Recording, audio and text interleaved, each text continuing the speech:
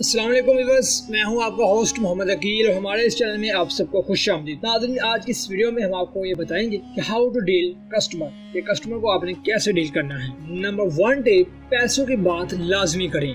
कभी भी कस्टमर को अपना रेट यानी कि अपना बजट बताते हुए आप बिल्कुल भी हेजिटेट महसूस ना करें, क्योंकि कारोबार होता ही यानी कि पैसे कमाने के लिए है। तो ये लाजमी है कि शुरू में ही आप अपने कस्टमर के साथ यानी कि पैसों की मुकम्मल तौर पर बात कर लीजिए। और हाँ, आप उससे ये भी बात डिसाइड कर लीजिए कि 50% आप काम के आगाज में लेंगे और 50% आप काम के इख्तिताम होने पर लेंगे। और ये अब आप पर डिपेंड करता है कि आप काम के आगाज में कितने % लेते हैं और काम के इख्तिताम पर अपने क्लाइंट यानी कि कस्टमर से कितने % लेते हैं। अगर ये आप सारी बातें कस्टमर से पहले नहीं करेंगे, अगर आपको काम के इख्तिताम पर मालूम होता है कि आपका कस्टमर आपको ये पैसे यानी आपका बजट अफोर्ड नहीं कर सकता, तो आपकी तो सारी मेहनत ज़ाया हो जाएगी और आप वहीं पर दिल छोड़ बैठेंगे। और नंबर 2, काम लेने से ज्यादा बात करने का अंदाज अहम है। जब भी कस्टमर से बात करें, ना कि आप उसे अपनी वैल्यू और अपनी कंपनी की वैल्यू के बारे में बताएं, बल्कि सबसे पहले आप उसकी प्रॉब्लम को कंसिडर करें, यानी कि उसकी प्रॉब्लम को समझें और उसके सोल्यूशन के बारे में बताएं। फिर आप बाद में अपनी वैल्यू के बारे में बताइएगा।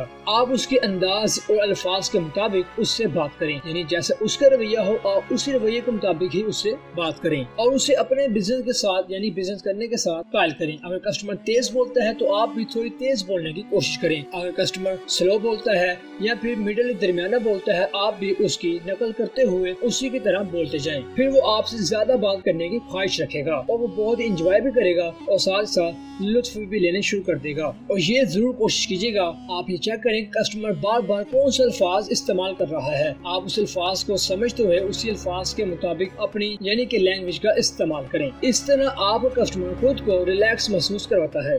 नंबर 3, काम बताने से ज्यादा काम दिखाने पर तवज्जो दें। अपने कस्टमर को काम बताने से ज्यादा उसको ये बताएं कि आप दूसरों के लिए क्या क्या कर चुके हैं और आप इसमें से कुछ आइडिया वगैरह ले लें कि आपको क्या पसंद है और आप क्या करवाना चाहते हैं। इस तरह से आपका कस्टमर बहुत ही मुतमिन भी हो जाएगा और वो आपके साथ लॉन्ग टाइम तक काम करने को तैयार हो जाएगा। यूँ आप बआसानी अपने कस्टमर से ऑर्डर लेने के लिए तैयार भी हो सकते हैं और लॉन्ग टाइम के लिए भी काम कर सकते हैं। नंबर 4, ज्यादा से ज्यादा सवाल पूछें और आप कस्टमर से बात करते हुए अपने काम की वैल्यू से ज्यादा न बताएं, ना कि अपने सर्विस की वैल्यू ज्यादा बताएं, बल्कि उससे ज्यादा से ज्यादा सवाल पूछें और उससे ये मुकम्मल पूछें कि आप ये काम क्यों करवाना चाहते हैं और आपको ये काम करवाने की जरूरत क्या पड़ी और आप किस तरह का काम करवाना चाहते हैं और आप कौन से काम और किस तरह के काम करवाने की ख्वाहिश रखते हैं। नंबर 5, जो कि बहुत ही इम्पोर्टेंट बात है, कस्टमर के साथ एतमाद कायम करें। आप अपने काम के मुतालिक तमाम मालूमात अपने कस्टमर को दें, जो कि इसके लिए बेस्ट ऑप्शन है और वो आपके साथ लॉन्ग टाइम करने के लिए तैयार हो जाता है। और आप ज्यादा से ज्यादा स्किल भी सीखें,